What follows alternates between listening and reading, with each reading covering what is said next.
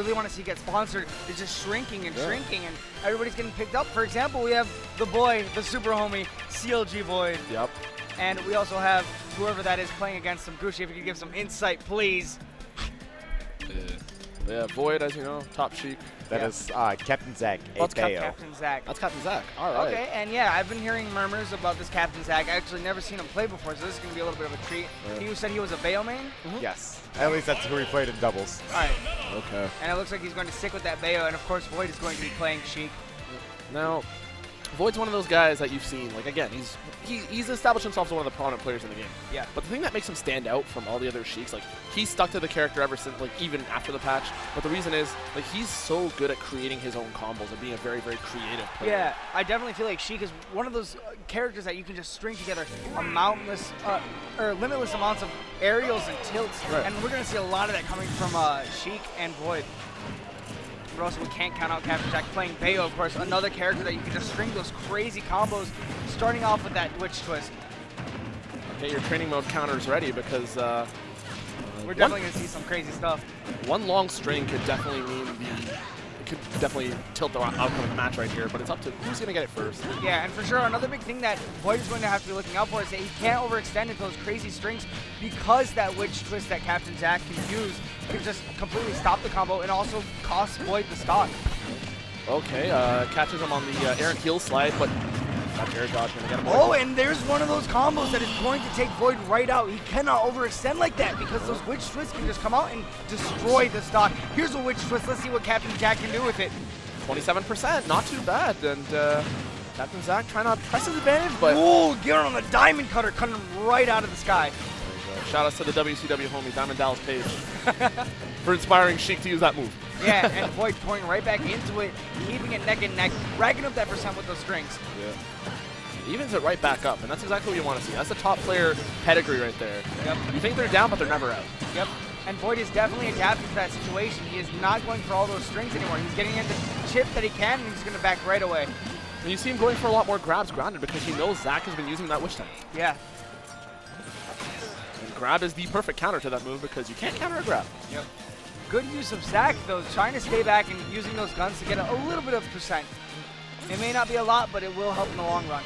Sure. Does catch him on the heel slide, but isn't able to follow up. And VoiD attempting to put on the pressure, but gets knocked aside. Yeah, I like how Zack is also deciding not to just use the up tilt every single time after that afterburner kick because he knows that if he misses that, VoiD can punish him very hard. And at the same time, you've noticed that VoiD's been staying grounded whenever he's whenever Captain Zack is off stage. Yeah, Bayonetta is one of those characters that you can't really do much off stage with.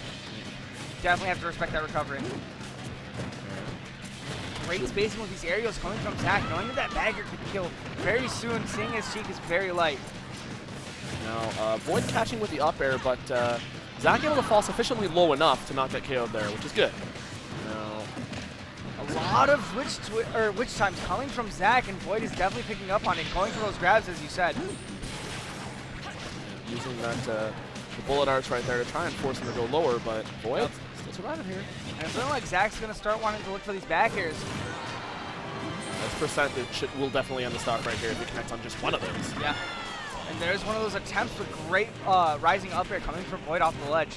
Good. Both players are sizing each other up. Up throw again by VoiD, and he catches up. The up air, and that's going to take it right out. Very close set. I was not expecting that to come out from Captain Zack, but Captain Zack held his own, found the flaws in VoiD's play, and just exploited him for it. And there's on top of that, like both players doing a really, really good job punishing each other's habits. Yeah. But here's a slight update for you. Sorry for interrupting. No, you're fine. Captain Zack actually had to beat Mewtwo King to get here. Wow. Oh. Okay. He's feeling himself a little bit. Getting that big rush of momentum coming into this. I feel like Captain Zack's feeling very fine with this, especially because he's going neck and neck with VoiD right now. But the big thing about VoiD is that he gets out so quick in that first game. Let's see if he can keep that adaptation and start calling out Zack for his mishaps in the matchup. Now that I noticed that Zack was made. Oh my God! God! Don't do it to him! No, just barely. This is Battlefield. We do have those extended blast zones. I see Pink Fresh watching back there. He's taking some notes. Any other stage, and that would have been a stock. Yes. We're absolutely sure. However, that's not what happened, and VoiD gonna try and. Oh, and there's another Witch Time. He is really fishing out for these. The Nair claimed with that up smash. Did you see that? My goodness. he pretty much had him all ready to go, Yep. but that hitbox on the air being further extended by the witch time. Yeah, and I really like the choice of going to Battlefield because Sheik already has enough trouble killing. That extra little bit of blast zone is going to help Zack a lot when it comes to staying alive from up airs and bouncing fishes. Not to mention he can use the platforms for his advantage to push up those combos a little bit further than he was possible. Deciding to witch twist, fast fall down, and just keep that juggle going. Yeah. Keep those extra jumps. Absolutely. That being said, Zack's got him up with the up throw, trying to follow up, but VoiD able to land pretty safely. And here it's looking like Zack is still keeping the dominant hand, but VoiD's still staying in a little bit longer than he was in the first match. Yeah. So you can definitely see that adaptation is coming into play, and VoiD's holding his own now. Forces him off with Nair to fair, but again, understanding that you can't really challenge Bayo off stage. Yep, Zack's just going to kind of get back for free. It's VoiD's chance to hold his hand in the neutral. That downer catching him out of the up B. Calm down, Captain Zack. Yo, the heal of pain? He's making him look like that's Cloud's recovery. He's like, you know what? I don't care if you grab on ledge or not. I'm going to down air you. Let's go. That axe kick definitely gonna clinch that stock right there. And witch time. Third witch time, but that's not going to count as much anymore, seeing as those witch times before shortens the time the more you use it. Exactly. Ooh, and now it's looking pretty rough for Captain Zack. He's not going off of that. And there's the Diamond Cutter once again, 27%. Correct me if I'm wrong, I'm pretty sure that's the same exact percent of last game. I mean, if it wasn't, it was pretty close. And Yeah. like you said, VoiD can make this percent up very, very easily, but at the same time, you're playing against the Bayonetta. And Yeah.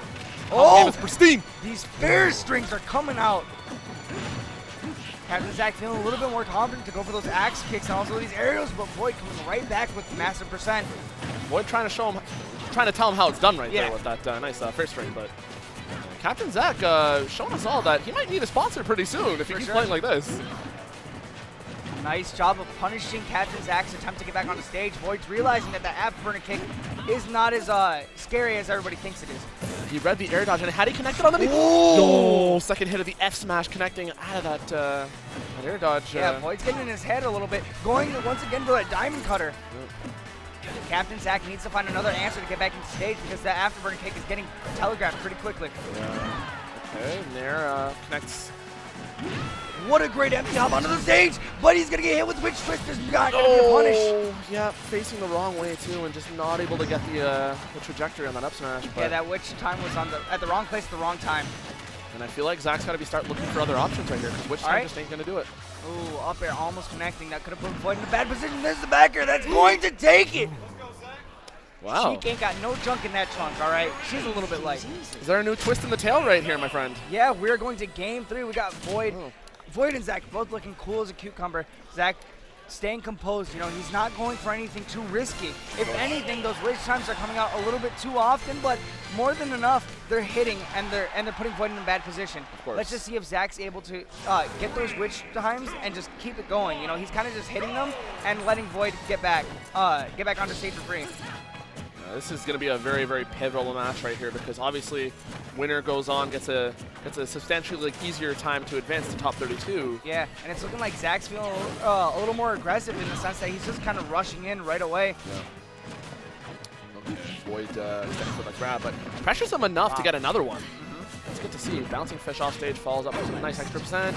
Nice, another attempt at raiding, and here comes that percent that Zack needs to bring it right back. That was really impressive by Zack, and he continues to capitalize very, very well in the witch time. I mean, you know, Zack's what I was saying. You can't just use those witch times and not get anything off it. And Zack's just showing up and getting a lot of percent. of course, and he's being creative every single time. Like, he's not going for the same exact punish. He's looking for his options, understanding how VoiD is positioned initially and trying to react the best way he can. And being able to put himself in that position so he can get that witch time perfectly, knowing when VoiD wants to strike is just phenomenal.